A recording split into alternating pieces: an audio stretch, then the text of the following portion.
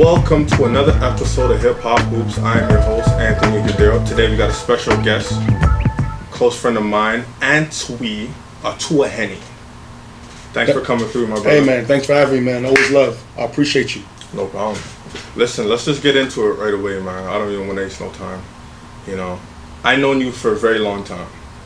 You know, and when I seen you playing with Ro for the first time, I noticed like this kid is so brilliant with the game. Like, not only were you a big guard, but you were just brilliant with basketball. Thank you. You're from Rexdale. Where did that passion come from? Because it's not normal. Like, a lot of guys don't have it. You know what I mean? Right. I've been seeing a lot of players come up and they don't really love the game. Right. Where did that passion for the game come from? I had to say, first off, thank you. Growing up, I had a great opportunity to have older brothers and have older cousins that are like 3, 4, 5 years my senior. So growing up, I always had to be that person who's the youngest guy to try to get on the court, you know, and that passion came from like just trying to compete with my older brother and compete with his friends. So when I was in 6th, 5th grade, he was in 9th, 10th grade, like going into high school. So a lot of that passion came from then, and just having to be smart when you're smaller than everyone on the court, having to be witty when people are bigger and stronger than you on the court, and that kind of just translated with me the whole time from middle school all the way to high school and then to college and the pros. I always been kind of an IQ player, intelligent quotient player, where I'd use my brain more than just my body because I had to at a young age to get on the court. Right. Yeah, so that's where it really started from, looking up to my brothers and guys older than me, and then being a student of the game. I would literally sit home and watch basketball all Saturday. That was me. Yeah, 100%. Like I watch Inside Stuff. Yeah. I'd watch the show The Hangout. Yeah. I would rewind the Fresh Prince ones when he's playing basketball. Yeah. I was basketball fanatic. Yeah. Like, and I wasn't just watching for the superstars. I was watching to know who B.J. Armstrong was. I was watching to know who Mookie Blaylock was. Mm-hmm. I was watching to know who the guys who came off the bench at Derek Harper's. Like, I was a student of the game. So I try to take pieces of every little person that I seen and what I like and try to put into my game. Were you that guy when it was like a Saturday morning when, you know, the college games used to come on at 1 o'clock and just record games? Here's the thing. I used to record games on top of the fact I used to record the Rogers Channel 10 games at the time when guys like yourself, Danny, Clive Williams, Kofi, Wayne, White Wayne, Phil Dixon, all the guys were playing on Channel 10 during like Humber Tri-City Trial Finals and all those stuff. I was recording those games. I knew who my forefathers were, like Jamal, Skinny. I was watching all these guys and just praying one day I can be on that stage. Like, I'm going to be on this stage from high school, then college, and college to the pros. And watching Victor Page, watching Julius Page, watching all these guys, watching Georgetown, being a fan of Syracuse, being a fan of Arizona, you know, watching all these guys playing, just visualizing my name at the back of one of these jerseys. Because at that time, I mean, the NBA was kind of out of reach being from Toronto, but college basketball wasn't. Yeah. So that was my goal. Like, I got to make it to college and get my name on the back of a jersey and wear some Jordans. That was my goal. And I feel like that's what I had to get to. At what age was it that you felt like, okay, I can make a career out of this? Like, I can make a living out of playing basketball? It had to be after Nike All-American camp. Going into Nike All-American camp, obviously I was known at the time in Toronto. I was going into my senior year. I was a junior, probably going into my senior year. Mm-hmm. But seeing LeBron James in the gym, playing against the top point guards from Chris Paul, Mustafa Shakir, all these guys, and being ranked one of the top guards, and then actually like having conversations with NBA personnel, and they're telling me like, yeah, if this goes like for sure, like by after your sophomore year, wherever you go, you'll be a late first rounder. If you stay to your junior, you'll be a mid first. You might be a lottery, and that was like mind boggling. I'm like, well, I'm gonna be a lottery pick, and you know, finding a way to kind of transfer that information to my parents or my friends and my family would never even make sense. Mm-hmm. Like for them, it's like so foreign because at the time there was no social media. If social media was around or people were doing YouTube videos, people from Toronto can be able to see the impact that we had over there. Like even when I went to America, everyone knew who Iggy was and was like, "Oh, you from Toronto? You know a guy named Iggy? Like, yeah, that's my big bro." Like so, just having that type of network and having people understand the process of it would have probably gave me more confidence to make myself know like I'm about to go to the league or I'm about to make this a career. So it was around 16, 17 years old. I knew so at that time you were at Henry Carr. I was at Henry Carr, yes. Okay. Who was the coach over there at the time? We had a coach Anthony DeSanctis. So we were Marion Academy at first, and then we merged into Henry Carr. And DeSanctis was my coach every single year in high school. Henry Carr got a few pros over there. Yeah. Okay. So who was the guy? Like for me, growing up, Jordan was my favorite player. Yeah. But I didn't play like Jordan. Right. I was just like a 6'7", 6'8" wing. T-Mac was my guy. Who was the player for you that you looked up to and like you patterned your game after? So first and foremost, Jordan was my favorite player growing up. But the two guys that I try to pattern my game the most, like combined of both of them, which is crazy because now they're like kind of like OGs of mine. We have a relationship. Was Jason Kidd and then a mixture of Gary Payton, more so J Kidd. J Kidd on offensive end and like being a big guard running for and having that tenacity of Gary Payton, especially on the defensive end. Like I remember calling myself the mitten. He was the glove, so I was the mitten in high school. So I made sure I was trying to get 5 steals a game. And it's I'll be kind of like how he's more outspoken and being able to like use his voice and vocals to kind of run the show, and then having that poise of J Kidd and making everyone around me better. So the combination of those two guys. Nice. Okay. Growing up, I knew. Like when I met you, I knew you did hip hop. Yeah. It was crazy because you were so into it. Like you had a mixtape, right? Yeah. Okay. And it was like I never seen a guy that was doing both at such a young age. Right. You know, you were so into hip hop. Like what made you decide to not continue to pursue that? Well, hip hop was part of our culture. Growing up in Humberline and Rexdale, all my friends are older than me. So they're older than my brother. My brother is 3 years older than me. So they're 5-6 years older than me. So growing up at the time, I had guys like Jason Francis, his nickname is Skippy. Tef, all these guys, they're a rap group as well. And he was a basketball player. Skippy rap. Oh. What? Skippy was like the original of all that. You know, so he's really, Skippy's era, he was like kind of like Dipset growing up watching him, coming in drop tops, fly, always had a pretty girl with him and all that. So always had a fresh haircut, can play ball like no other. So growing up, like rapping and basketball was synonymous. Like I was in ciphers with these guys in the morning and still playing basketball with these guys during the day. Like I was just one of them. And growing up, it was a passion of mine. And making a change was when the negative energy started coming. Because when you rap and at a young age, when you don't have that much content to talk about, you obviously talk about things that you don't really live. Yeah. So at a young age, you're speaking about things you've never even done before, but it's just kind of in an art form. But being from Toronto or being from quote unquote the streets, that energy that you put out gets brought back to you. So if I'm playing basketball and I'm going to a whole different neighborhood and we're rapping about different things, that energy is gonna get brought back to you. So I just felt a couple different situations with my friends and other people around us, like getting caught in some drama. So I'm like, you know what?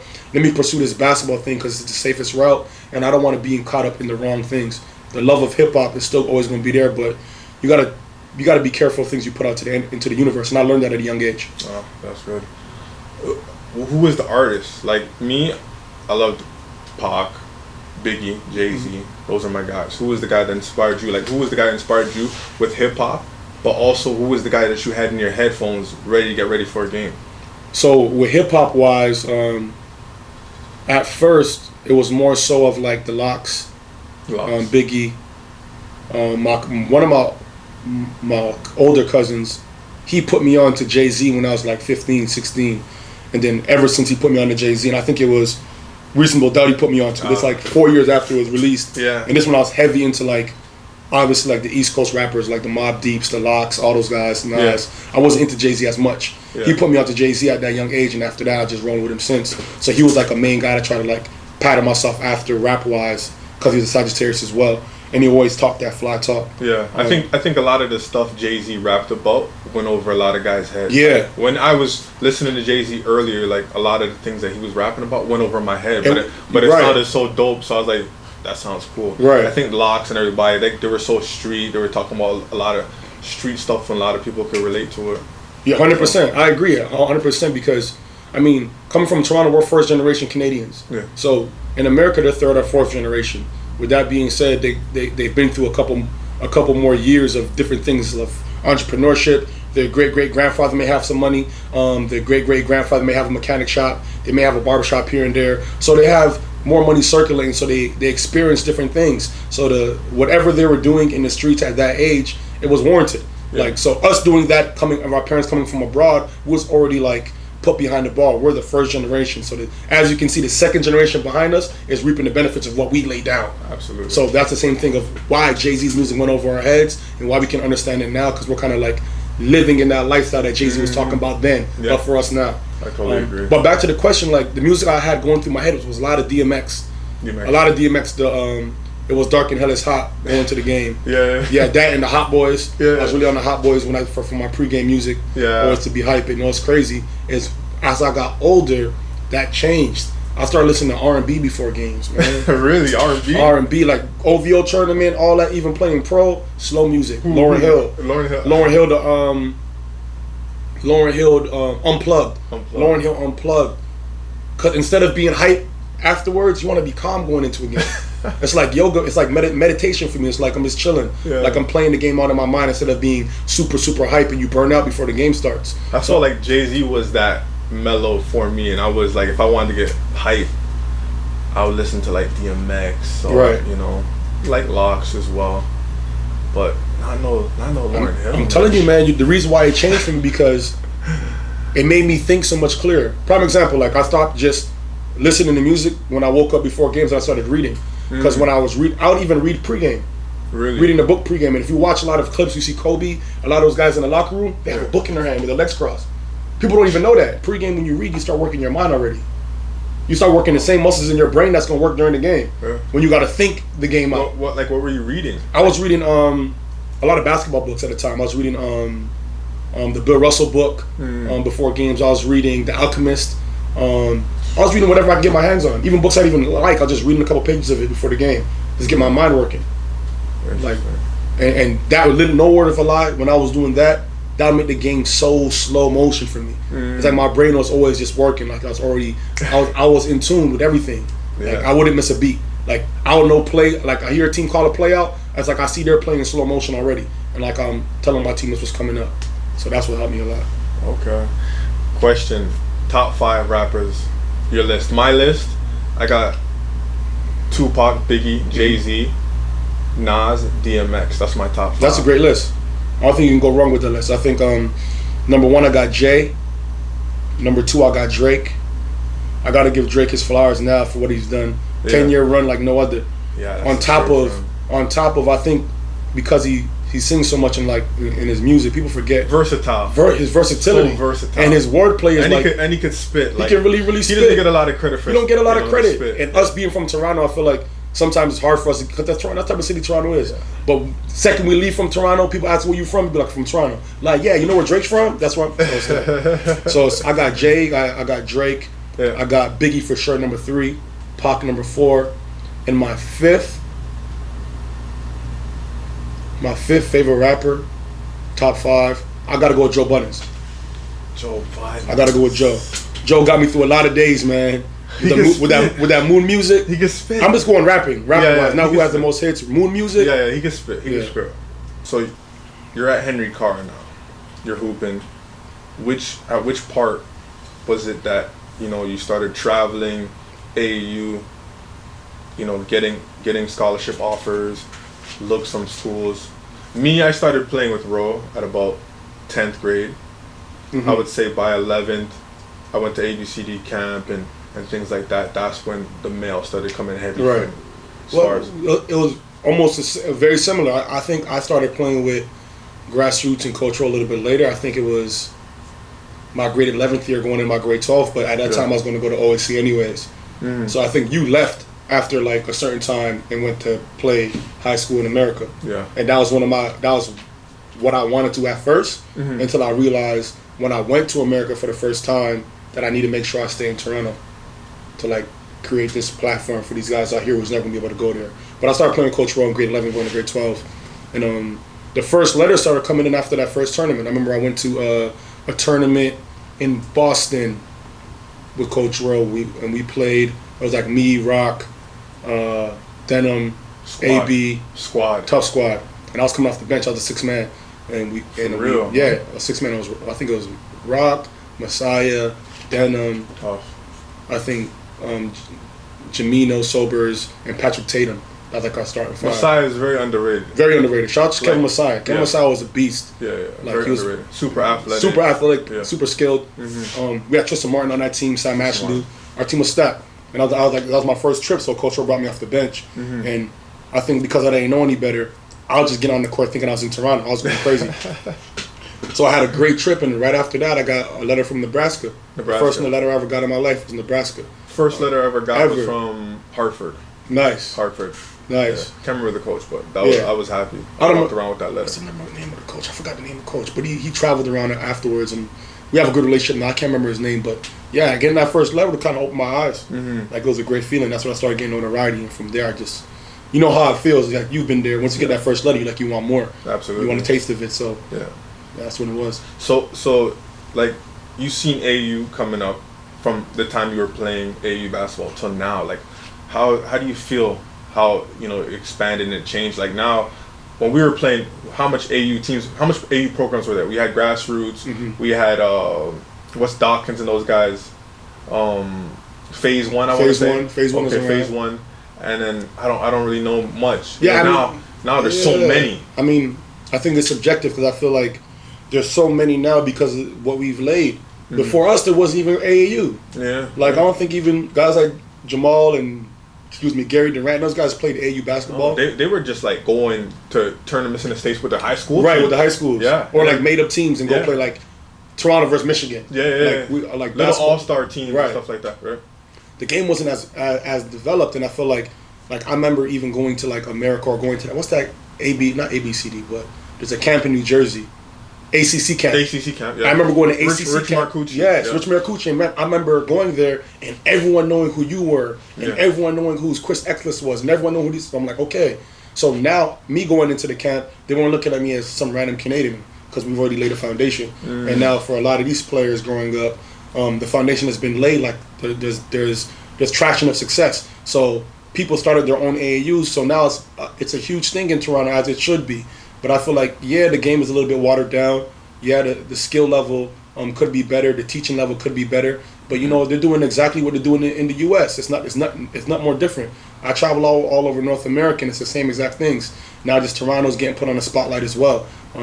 It's need to be said. I don't know if people notice, but I don't think Los Angeles has any first round picks, any first number one picks in the draft. I don't know if New York has anyone number one picks in the draft. Toronto, we got 2 already. Yeah. You know what I'm saying? So just that being said, we got a lot more players in the league than a lot of these states do, who's been having AAU in the past for the past 20 years. AAU kind of blossomed in the past 5, 10, 8 years in Toronto. Before then we're playing AAU, but it wasn't 10 teams. No. Now you can pick and choose who you're gonna play with. Absolutely. You can, and a lot of the coaches for these AAU programs have played AAU. Yeah. Some of them, not a lot of them. Some of them play AAU or they've been through the AAU circuit. So I feel like it's different, but I feel like they're doing a good job for where it's at.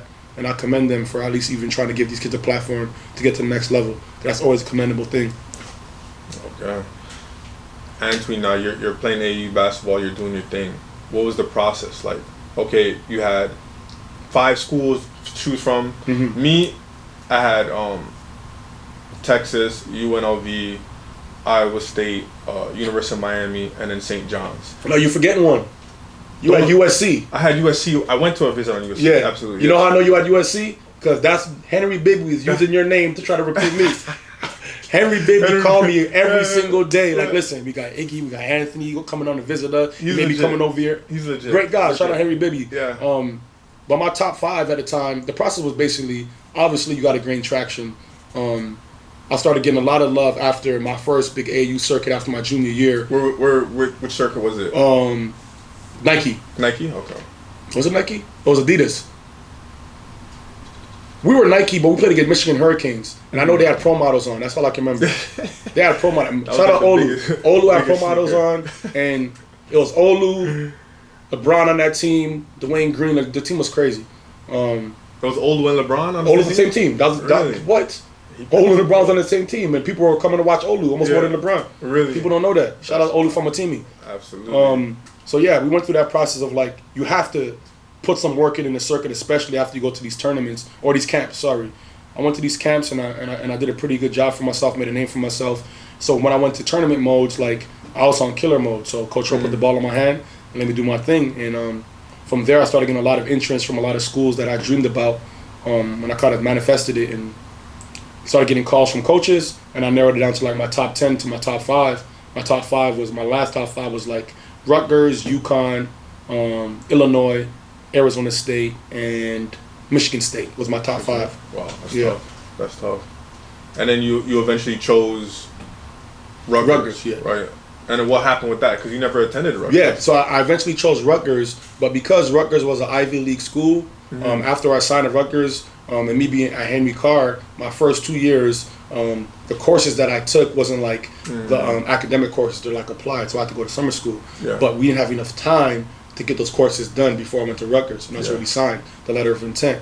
So a lot of clearinghouse issues happened, which left me like in limbo for like 3 months. So I was literally in limbo from like August all the way to like October. Sorry, August all the way to like beginning November. So I just like told them we're gonna end up going to the JUCO route because I didn't want to sit out and play. And then I went to 2 or 3 JUCOs like within 3 months, and then ended up going to Arizona State after. So when you went to JUCO, you got to JUCO in 1 month? What, November? November. I got there with Sam Ashley. Okay, so that's the reason why you sat out the first year? Yeah, I sat out the first year because I couldn't play because I got there too late and the season already started. I thought that was like a plan. Like no, it worked out that way. Yeah, because you ended up getting 3 years in Division I. So when that happened, I'm sitting there like, this guy's on to something. At first, when I went there, I wanted to play. Yeah. Also, because us coming from Toronto, and it was kind of like feeling in a state of like, oh, people are looking at me like I didn't get my scholarship or I'm not going anywhere because of what happened with Rutgers. So I wanted to kind of prove everyone wrong, like this wasn't my fault. But when I went in there and we laid everything out, I realized afterwards, like, yo, hold up. If I do not play this year and I sit out and I take this red shirt, I'm going to have 3 years to play. But I told the JUCO, I'm going to come back for an extra year. That's when I red shirt to get my feet wet. Yeah. But the JUCO was under the impression, like, I'm going to come back for a second year, like to play 2 years in JUCO. But then I did a lot of summer school courses and online courses so I can graduate in a year and a half. Yeah. And once they picked up on that, they tried to stop my courses, but it was too late. What was the JUCO? Trinity Valley. Trinity Valley? TVCC. Shout out TVCC. It was great. That's amazing, man. When I seen you sit out the first year, I was sitting there like, bro, like, why didn't I do this? Right. You know what I mean? That's brilliant. You get 3 years of Division I. 100%. You become way more attractive to Division I coaches. Yeah. Like, and that's why when coaches realized I was sitting out and going to get 3 years, all those same coaches came back around from USC, Arizona, Arizona State, Illinois. I literally had this I had more opportunity to get recruited then than I did coming out of high school.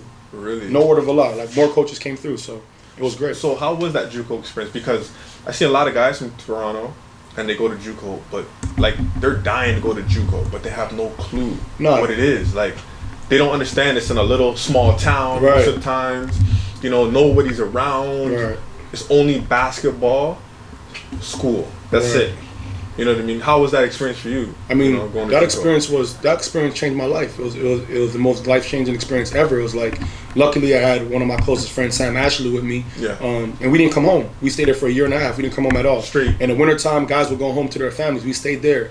We didn't have money to eat. We'd get Snickers. We'll eat Snickers and we'll sleep to save energy. Yeah. And we'll listen to the Black album, Jay-Z Allura. Sam will tell you, we did this for like over 3 months of the wintertime, and in summertime and took courses.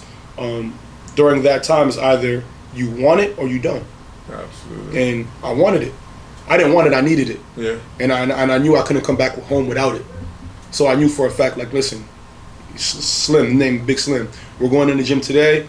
We're going to sleep to save our energy till noon. Yeah. We're going to have a Snickers bar. We're going to drink some water at 2. We had our dates planned. And then we're going to go in the gym from 4 all the way to 8. We're going to hoop for 3 hours and we're going to lift for an hour. And we're going to come back home, take a shower, find a way to get something to eat for dinner, and do it again the next day. So that's what we did for literally the whole year into the whole summer, and I got in the best shape of my life doing that. Yeah. So that going to JUCO, to your question, is like, if you don't want it, don't even think you're going to, don't even go, stay home. I see a lot of guys go to JUCO and they come right back. You're going to be right back home. If you don't want it, come back home. If you come from like a situation where you like to cut corners, or you're going to JUCO because you didn't do the right things and you think it's going to be easy. I played high-level Division I basketball. I played in the Pac-10 before it was the Pac-12. OJ Mayo, DeMar DeRozan, etc. I played tougher guys in JUCO than I did in Division I. I'm going to repeat that. I played against tougher guys in JUCO than I played in Division One. They just didn't have the schooling, didn't have the marks, didn't have the foundation or the structure behind them. Guys who you see in the league right now, they're great, amazing players, amazing athletes. There's guys that are played in JUCO right now that'll get those guys 30, easy, and that's not even a joke. I'm not just saying that. Guys in JUCO are much hungrier. They just didn't have the right structure behind them or the right family foundation. So if you don't want it, don't think JUCO's the easy way out. That's the hard route. It's hard. If you're not built for it, then stay home. That's all I'll tell you guys now. I was built for it. Tell a lot of guys that. Yeah, I was built for it. I was beating guys to the gym.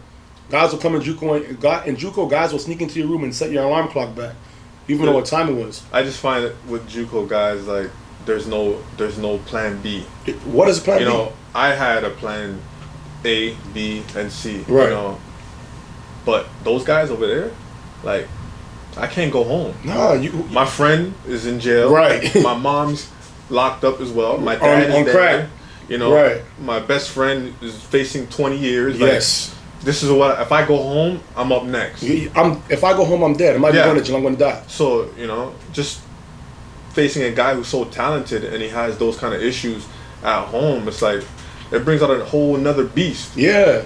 and I'm happy you said that, because those guys are playing with that hunger. Yeah. That's saying, this is my only chance at life. Chance. Not my only chance at playing pro. Forget pro basketball. This is my only chance at life. At life. If I leave this junior college right now without getting this Pell Grant, without going to this school, without doing what I got to do, I'm going home and I'm going to be dead or in jail in the next 2 or 3 years. This is what's going to happen. It's not like if, ands, or maybes. My whole inner circle is dealing with this right now. So as you can see, JUCO's not a joke. No, Put it that way. JUCO ain't no joke. After JUCO, you chose Arizona State. Mm-hmm. Why Arizona State? First and foremost, I had a great relationship with the coaching staff. Coach Tony Benford. Is still a great friend of mine now. One of the best assistant coaches and recruiters in the world. And then Coach Rob Evans, the head coach. They treated me like family from day one. They never lied to me. They let me know that the Pac-10 was a highly touted heavy guard conference with a lot of NBA prospects, and they wanted a guard that would be able to come there and be able to compete every single night against these guys. But I have to earn my spot. I have to earn my keep. At the time, Ike Diagu was number one player there, and I can see myself pairing up with him and being like our dynamic duo. Like, that's all I needed was one player. And that was a big reason why I chose that. It looked like I'd rather go to a team like in the bottom of a top conference and be the main guy that got to get us over the hump than go to a team that's in the top of a top conference and just be a regular person. I wanted to make my own name for myself, so that's why I went there. Okay. So was it Ike you played with their freshman or your sophomore year? I didn't get to play with Ike. Ike wasn't supposed to go to the NBA that fast, and then he had amazing. He ended up leaving already. He got Pac-10 Player of the Year. Oh, okay. Out of nowhere, averaged double Pac-10 Player of the Year. Yeah. And say entered his name into the draft, and he went lottery. He went to Golden State, I think number 9 or number 8. So he definitely went high. Yeah, number 8 and number 9, one of those to Golden State. So when I got there, it was rebuilding. Was it the same coach? Though, same coach. The first year I got there, Coach Robbins was there, and that's when I got like newcomer year in the pack. That's when I was like second or first. I was second in the pack in assists, first in assist to turnover ratio. Had a couple game winners that season. Started, I think. I remember the game. I think it was against Oregon, right? Against Oregon State. Yeah, Oregon State. Yeah. Okay. I think I started about 20 out of like 36 games, or 22 out of 36 games. So it was a great first year for myself. I was on the mock draft like 25 to San Antonio Spurs. I remember that. Yeah, so it was a great first year. So second year, there's a new coach comes in. Fire my coach. New coach. Who was it Nate McMillan? No, Herb Sendek. Oh yes, Herb Sendek. Sorry, Herb Sendek comes in now. So they fired Coach Evans, and I mean, I didn't know this as much as everyone else around me knew this, but the politics that happens when you have a new coach is basically he has to find a way to get rid of the old players. Get his new players in, because he doesn't start getting credit for the program until his recruits are in. Yeah. So until his 5 recruits are in, he's not gonna get credit if I do well. So not knowing that, I stayed at Arizona State because I was the leader of the team. It was basically my team going into the next year. Me and Herb had a great conversation before the season. He let me know I was the leader of the team. And then after probably like 6 or 7 games of starting the first 7 games, I averaged about 17 points and 9 assists. We were 5-1. We lost to Xavier at Xavier. Literally played 37 minutes that game. I came to practice the next day. My name wasn't on any board. Really? Gone. Not team 1, not team 2, not team 3. No boards. And at that time, being young and not understanding what was going on, that was completely strategic, where they placed like another player or a walk-on player to start as point guard, so we can like almost lose the rest of the season because they weren't worried about that season. That's the basketball politics, Right? That you're talking about. So, how'd you guys do that year?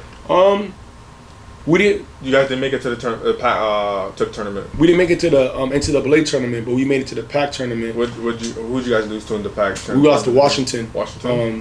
But he played a lot of the vets that game. We did well. Like to get into the tournament, started changing the lineups around a little bit, and we played really well going into the tournament. We almost beat Washington. With like John Brockman, Dentman, Nate Robinson already left, but Brandon Roy was on that team. That was the best player I played against in college. He's tough. Period. Very tough. But B. Roy was on that team. Like we played well. We lost, like, I think, in overtime. So it was a great game, but we lost. And after that, it was a tough time. So senior year. Yeah. Boom. How is the senior year? So before I went this senior year, I went there to get my transcripts because I was going to transfer to UNLV because my good friend Kevin Kruger, his father Lon Kruger, and I had a great relationship, and Kevin had already transferred to UNLV. So I was going to be a grad senior transferring to UNLV to play my 1 year at UNLV with a coach that I know that's going to play me with players around me. Yeah. When UNLV was pretty good. That year they actually went to the tournament. They went to the league, I think, to the Sweet 16 or maybe 32, whatever it was. So I went to get my transcripts, or I showed my transcripts, and they wouldn't let me transfer. He said it wouldn't look good to let his only senior transfer. So they this is what Herb Sendek said. Yeah, so he blocked my transfer. Wow. And in the grand scheme of things, like in life, it was the best thing that happened to me. But at the time, it was the worst thing because he knew I wanted to leave. Everyone knew I wanted to leave, and he wasn't gonna play me regardless.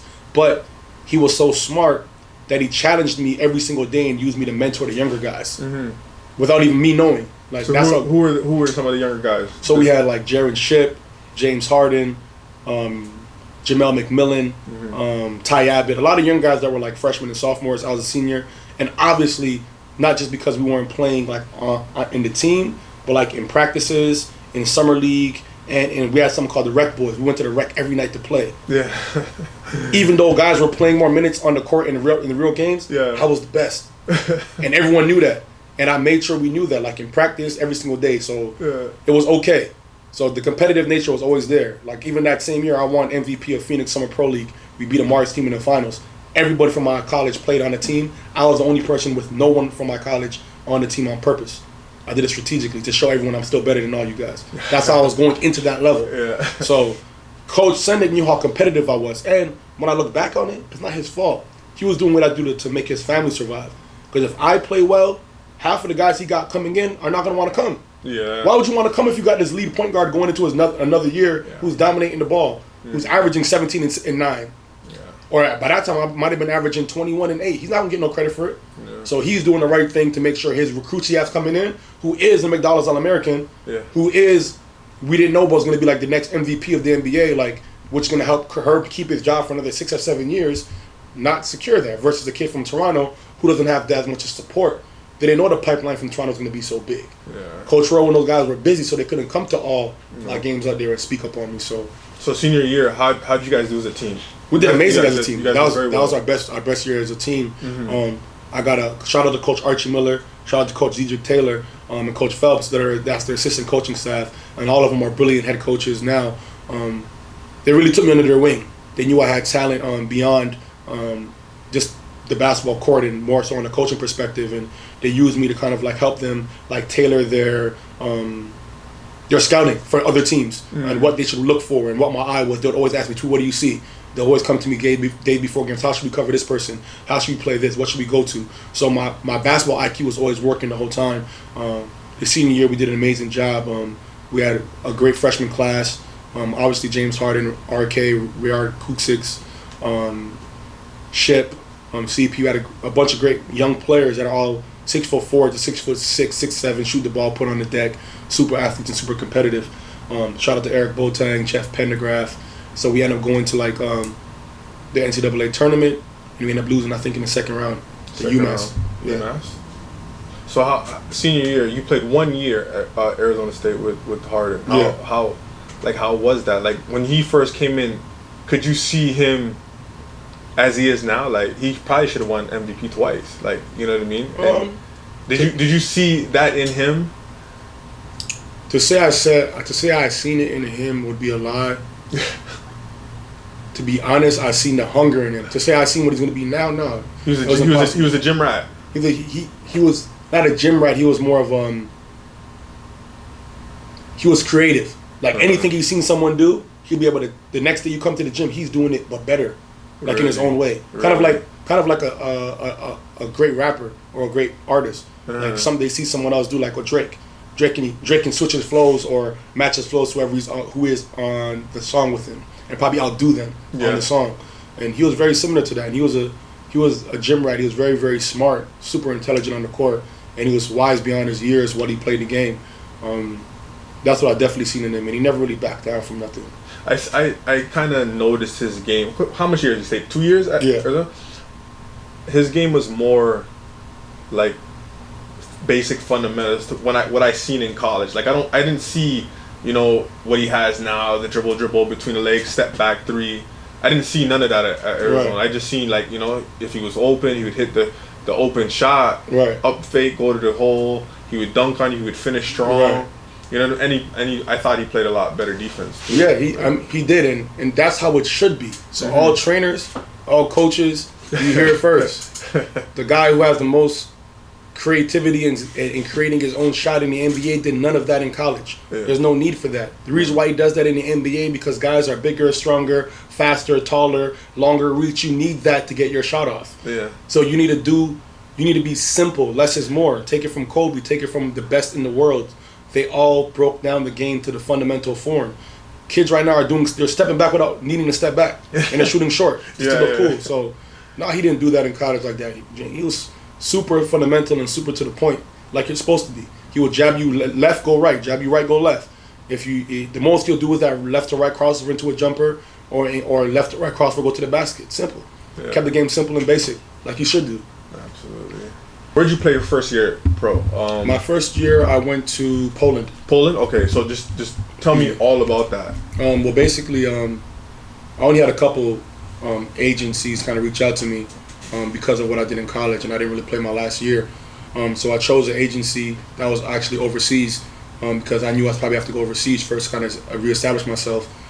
He had great contacts in Poland, so it was a team called Paul Farmer that he brought me out there to, and I played a couple months there in Poland, and I went there for a trial first. After the trial basis, they give you a trial basis when you have a big name. So at that time, they give you a trial basis for like a month, and then they sign me to like a 3 months deal afterwards, not like a full year deal. Still another like a smaller trial basis from there, and played pretty well, played off and on, and our team started losing games, even though it doesn't matter if it's your fault or not. So when you're the foreign player, they release you. Yeah. They're going to release you. So that's what happened on that terms. And then I came home and got another job in Lebanon. Played pretty well in Lebanon, and the same thing happened after like 4 months. And it was kind of like a cycle. The place I got most of my like stability was in Mexico. Mexico. And I had probably like 3 or 4 really, really good years in Mexico and Colombia, where I played some of my best ball, which kind of led me into like my summers in Toronto, and then eventually playing in the NBL for 2.5 years and winning the championship and becoming an all-star in that league as well.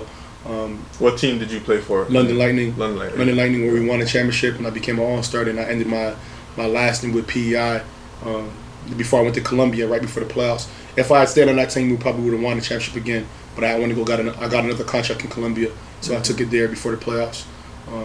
So yeah, that was kind of the process with the pros. I had to kind of reestablish myself. I had to kind of go back into the grind and start at ground zero and kind of build my name back up. It was tough, not knowing the game and being on top of my agent and going to different countries. But that's a grind. It's a grind. Serious grind, man. But I've been through the grind in JUCO, so it was a very similar. I had a lot of reference points. So from there, I enjoyed the process, but I always knew that I always had like more to give than just basketball. Like basketball was cool, but I always wanted to be on the business side. So you played what? How many years of pro? 8 years, you said? 7 years. Okay. I think 7 full years and like in a half a year with PEI when I just switched and went to Colombia and then did a China tour and then just I stopped playing. So at that point, like, what was going through your head? Like, I'd seen you around and, we'd be at the OVO tournaments and stuff, and I'm like, this is one of the smartest guys playing basketball that I know. So, when did you know it's like, okay, I'm not gonna do this anymore and I'm gonna move forward? How'd you feel? I appreciate that.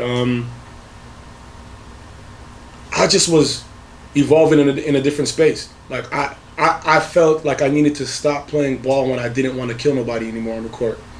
When I became super friendly, when I'm picking guys off of the floor, and I'm like, man, I'm a big teddy bear now, man. I'm not the same person, man. I'm not even getting into my real, like, my bag that I usually get into. So I'm like, you know what? Maybe it's better for me to step away.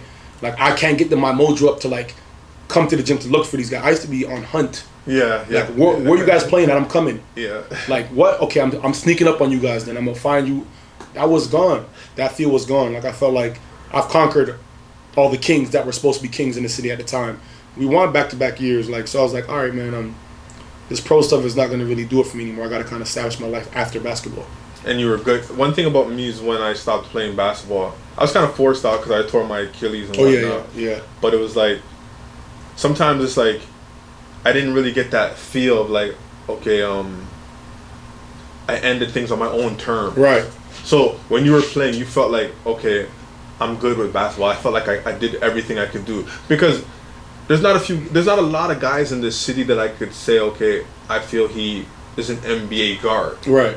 You know what I mean? I looked at you like an NBA guard. Did it really bother you, or did it eat at you that you weren't able to get to the highest level?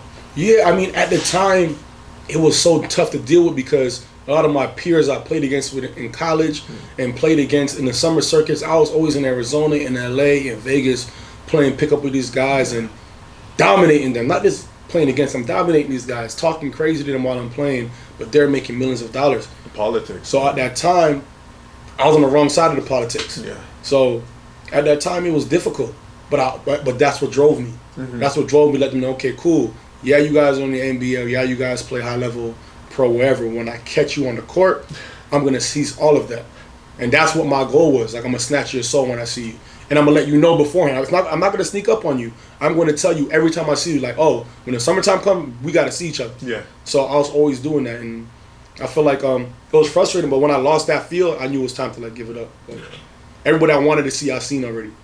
So I was cool with it. I ended on my own terms. I wasn't injured. Just that love of the game to compete at the highest level was gone. But you still loved to be around. I love the game of basketball. Because you're still around the game. Yeah, I love the game of basketball. Just I'm a killer in terms of the 94 feet. That's how I got by. Mm-hmm. Like I need to seek and kill. I need to have someone to compete against. I need to see the top dog. You're the king. Okay, it's like my last name means the conqueror of kings. Atuahene, that's what it means. So I need to see somebody who, okay, yeah, you're the top. I'm coming for you. And if I don't feel that, even if I don't feel that, I create that in my mind. Like, this guy's better than me. I tell myself that on purpose so I can go destroy him, seek and destroy. I stopped feeling like that. I started feeling like, man, it's just basketball, man. Let's have a good time, have fun. It started being cardio for me. Yeah. The guys weren't competing against me either. So I'm like, all right, it's cool. It's like not a big deal. So I stopped looking at it like that. And when I felt down, I'm like, all right, let me just give these young guys a platform who may feel like how I used to feel. Yeah. Instead of like holding up the space for them. Absolutely. Okay, it's Noir. You got this clothing line. It started as Ball Noir. What? Yeah. Just tell me about it, because I don't even know, like, what does it mean? The meaning of it. Where'd you come up with the ideas? Right. Because you got a lot. I see you got a lot of fly stuff. You got the sweaters. Thank you. You got the shorts. You know what I mean? You got. I gotta get you your stuff too, man. My bad. Absolutely. I gotta get your stuff. You've been hitting me. My bad. I got you. I got for years. But I got you. Just tell me everything about it. Like, how did you come up with everything? Yeah. Well, basically, I started designing clothes in college. A couple of my good friends had this program called Custom Ink. And I remember one time they sent it to me like, yo, check this stuff out. And I've seen this Custom Ink program, and it's like, what is it? You can design clothes on this? There's t-shirts and sweaters. And I just went crazy. Like, the whole night, I came up with like 30 designs. My Black Jesus design, my King's design, my Queen's. I did a bunch of different in one night.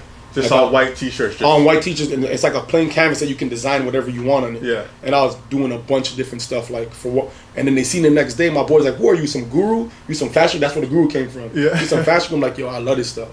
And so from there, I knew like I needed to find a way to create my own brand. I've always been into fashion. I wanted my own merch.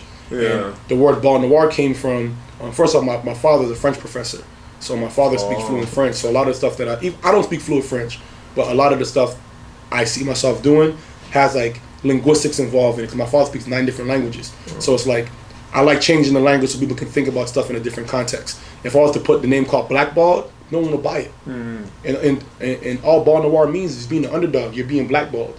So that it's a blackball. So when I first started it, that's dope. Yeah, when I first started ball noir, it just means you're being blackballed. I was the underdog, but I couldn't put it out and say blackball, buy my stuff, or blackball, wear this. It looks like that's weird. So we start off with a T dot logo, and called it ball noir. I remember the T dot logo. And the T dot logo was because I wanted everywhere to go, people to know where I'm from.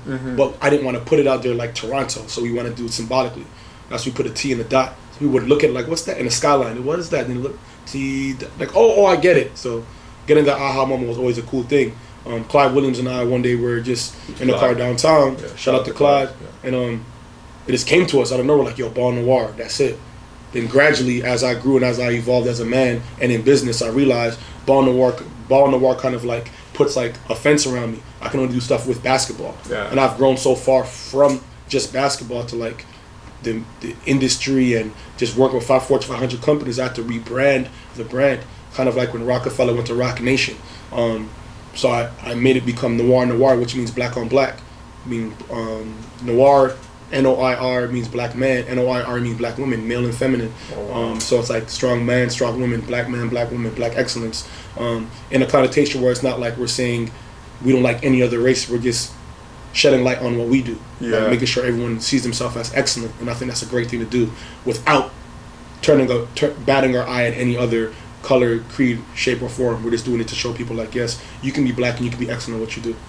And you don't got to be black or to wear our gear either. You can be whatever you want. Just show dope. Yeah. That is very dope. I had no clue what that meant, so I'm glad that you let me know. Yeah, I appreciate that. So the Invite League, this is something that new that you started doing. Yeah. I started seeing a lot of it on your IG page, and I'm just tell me about the whole Invite League thing. So obviously yourself, like you went to a bunch of camps growing up. Yeah. Right? And the camps was basically for like our best players. So imagine you not being able to go to those camps but watching guys go to camp.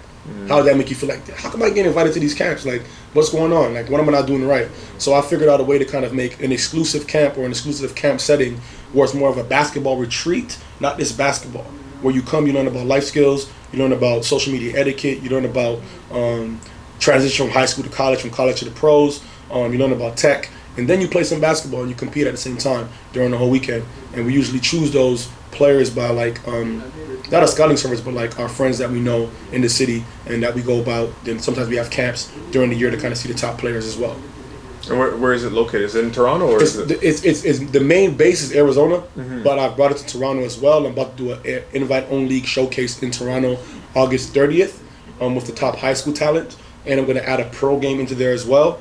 And I have a partnership with Baller's Life. So Baller's Life streams and shows all our content on their main platform, which gets a lot more eyeballs on what we're doing and gives these kids and pros and whoever wants to be involved a better shot at being successful in life. So are you guys choosing like the players, or like how are you guys getting all the players? Yeah, so basically what I did was I had this year around I had camps at Invite Only exposure camps where we'd have the kids come in and work out, and basically the top players from the campus we're choosing for the showcase now. Now we're just not just picking kids, we're having a camp. You come to the camp, you come to the exposure camp, you get shows for the showcase, and you go from there. Where's the camp going to be at in Toronto? It's going to be at, I think right now, we did it already at Crestwood, and we're supposed to do the actual showcase during OVO, but there's a lot of things that didn't happen at the time because OVO tournament was so massive. I didn't want it to get overshadowed, so now we moved it back to the end of the summer to kind of conclude the summer. So it'll probably be at Crestwood, if not Crestwood, maybe at a location somewhere downtown. I'm looking to finalize that by early next week. That's what's up. All right, James Harden. We're going to get back to James Harden. Yesterday I seen something that his general manager said, Daryl Morey. And he stated that James Harden is the best scorer of all times. I found it to be a ridiculous statement. I love James Harden as a scorer.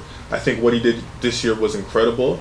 As far as carrying his team on his back and going through that whole streak of, I don't know how many games it was, but he was scoring 30 every night and carrying his team on his back. Like, if he didn't do that, then Houston would not have been in the position where they were. Right. I agree. But, we're talking about a guy like Michael Jordan who, had a higher average scoring average. scoring multiple different ways. You know, you got guys like Kobe Bryant, who, you know, scored 81, 65, or whatever he did in 3 quarters. So you got Kareem, who's the all-time leading scorer, has one of the most unstoppable shots ever. So there's so many. You got Karl Malone that nobody ever talks about, and he's just sitting there at like 3rd or 4th all time. Like how it confuses me how a guy like that, you know, who never laced them up, never did anything, you know, he watched the basketball and he can speak so confidently. I think it's kind of disrespectful. Yeah, no, from knowing Daryl, I feel like Daryl's very, very high on analytics as well. Yeah. And Daryl's very, very high on James. You got James as, I think, a 21 or 22-year-old player coming from OKC, and he bet all the chips on him, and it worked for him. So I think that argument is kind of subjective in Daryl's eyes. For me, there's no bias. I feel like if you want to do it like all time, I feel James isn't the best scorer all time, but do I think James is the most creative scorer of all time in NBA history by far. There's no one who can create their own shot with the ball in their hand like James. Ever. Like it's not even close. Is he a better scorer than I think a Michael Jordan, or Kobe Bryant, or Carmelo, or KD all in their prime, or T-Mac in their prime? I don't think so. When you say creative, like just, you know, just different multiple ways of getting the shot off, or this the thing. There's no one I feel, and there's no bias at all from when I watch the game. There's no one I feel from what I've seen that can use the other. James doesn't play ball like a basketball player. He plays like a martial artist, meaning he uses your body or your game against you. He's not playing back. James is a reactive player. There's never been no player in the NBA that does what James does. He reacts off of your reaction. People don't realize that. They think James is just playing back. He's literally watching your body and reacting off where you're going. When he dropped Rubio, he basically dribbled and waited for Rubio to make a boom and then go. Yes, he's not. And dropped him. The difference what trainers do with players, they treat him to be robot. James is the opposite of a robot. He's a martial artist. He's like Mr. Miyagi. He's watching your body. He's moving to where you're not going. And if you cut him off, he's reacting to the other spot. So there's never been no other. That's why Daryl's so acting that way, because for what James is, who's 6'5", 6'6", maybe 230, 240, not the most athletic southpaw, to be scoring the way he's scoring without being blessed like a lot of these other players, that's why Daryl's really, really excited. Do I think he's a little bit excited? Yeah. If I'm Daryl, do I say the same things? Probably so, if that's my guy and I'm rolling with him. I think James is, yes, in the top 5 best scorers ever. Do I think he's the best scorer ever? No. Do I think he's the most creative scorer ever? I think so personally, because he's changed the game so much already. You have to implement rules now to like stop James. Yeah. Like he even made it okay for left-handed players to do the right hand, right foot finish. Left hand, left foot finish. That Euro. Like Euro. Not just Euro, the drop in between the Euro. Yes. The wrap in between the Euro. The bring it low, then Euro. The bring it high, then Euro. Yeah. Like different variations of scoring the basketball, or not just scoring the basketball, putting you guys in foul trouble to get it from the line. All these come to part when you look at a basketball player in totality as a scorer. So I think that's what Daryl's looking at. To say it's outrageous, say the best ever, there's been amazing basketball players who can probably score the ball better than James. In this era, right now, James is definitely one of the best scorers to ever play the game. I would say him, Melo, KD. Okay, and let's not forget about Steph. Steph can score the ball, man. Steph can go on, like, when he scores, it's like atomic bomb. Yes, drop, right? yes. He can go on like a run, and it's like he has 18 in 2 minutes. Like, where did he get that from? It's just crazy. And let's not say just because he's shooting threes. He's putting on the deck. He's creating a shot. He's doing floaters. Pressure. He puts so much pressure on the defense. Yeah, he's doing floaters through the lane off opposite foot, tough finishes. Like, his finishing package is underrated. Absolutely. So I understand what Daryl's saying, but do I think he's the best scorer? No. Do I think in this era he's probably one of the best, if not the best? Yeah, I agree. He's up there. So top 5 players, man. Give me my top 5 players. I got MJ 1, Magic 2, Kareem 3. I got Bill Russell, and then Wilt. Top 5. My first, top 5. I got MJ 1. Yeah. I got Magic 2. I got Kobe 3. I got probably LeBron 4. And Kawhi 5. Kawhi top 5. Kawhi, let me tell you, let me give you some real game. And you guys, people will realize this. Kawhi, when it's all said and done, And I'm telling you this, in the next 3 years, he's probably going to win 2 more rings if they're healthy. He's probably going to go down almost better than Bron. He's only 28. He's going to be almost better than Bron when he gets done playing. People don't realize when it was his 3rd year, he beat Bron in the finals. He did. People are just coming on to Kawhi. I've been on Kawhi. If he stays healthy, I didn't watch a lot of San Antonio. But, I knew he was a dog. He's different. That was the difference between him and DeMar DeRozan. Right. Like I loved DeMar, and I love what he did for the city and just him wanting to be here. But at the end of the day, Kawhi's a dog. He's different, man. He's just a dog. He's different. And here's what I do when I think about great players. I go into sound bites. I pay attention to things they say because usually what you say is what manifests. He doesn't back down from any challenge. Mm-hmm. When he talks about the team being down or when they're down 3-1 in the playoffs or 2-1, that's fine. We're looking forward to staying in the moment. Like we're looking forward to playing tomorrow. Going to Toronto to play. I'm looking forward to it. Yeah. It's never it's never no long talk. It's always like, we're cool with it. Like we're down by 5 with a couple minutes to go. Yeah, let's stay in the moment. I enjoy this. This is what we're here for. Like it's just basketball. And when people talk like that, they make love to pressure. They're different. He's one of those guys that at the age of 28, multiple MVPs, multiple championships with different teams, and what he did for the city of Toronto, playing both ends of the floor, better than nobody ever than Michael Jordan and maybe Kobe at that level. Both ends. I'm not talking about LeBron both ends. LeBron's great both ends, but he did a lot of cheating, meaning he was a passing lane guy. Yeah. Kawhi locked down Greek Freak, locked down MVP of the NBA. Yeah, he did. Let's not ever get that twisted. He made the MVP look like he's a regular player. Yeah. And then scored on the other end. Yeah. So that's not no regular stuff. So shout out Kawhi. So that's my top 5 probably, yeah. That's a dope top 5. Kobe, I think is a bit high, but and I love Kobe too, man. I love Kobe. I love his, he's a dog as well. Right. And he doesn't care to be your friend. Right. He just goes at it. 100% every night. I agree, and I feel like because of Kobe's mentality, that's why I put him up so much higher. Because Kobe's one of the last of Mohicans. One of the last of guys who even think and feel that way. Yeah. Like Kobe's last game, what do you have, 60? Yeah, 60. Yeah, 60. Like, Kobe's just different, man. Everybody complained that, he shot the ball so much, but I'm like... Man, you play the game. How many of those guys can't go in the gym by themselves with 48 minutes and score 60 points? By themselves, no defenders. They can't score 60. And Kobe's doing it against guys, and he's in his, I think, 20th year when he did it. So, shout out to Kobe, man. Kobe's big time. That's what's up. Well, there you have it. I want to thank you guys for tuning in to Hip Hop Hoops. I want to thank my guests. Appreciate you, man. Always love. For sure. I want you guys to look out for, Invite League. Yes. The Noir clothing line. Yes. And, look out for more episodes of Hip Hop Hoops. And shout out to Hip Hop Hoops, man. You guys are doing a wonderful thing. Always know your host. He's an OG of this thing, man. He helped make a platform for all of us in this city. When he was going through his streak of scoring 30 a game in AAU, being one of the most highly touted recruits ever to be in Canada, period. Just before all these guys were #1 draft picks, he was the one putting the stage on for all of us. So definitely give him their flowers while they're here. He's my OG for life. So major shout out to Iggy. That's what's up, bro. Appreciate it. For sure.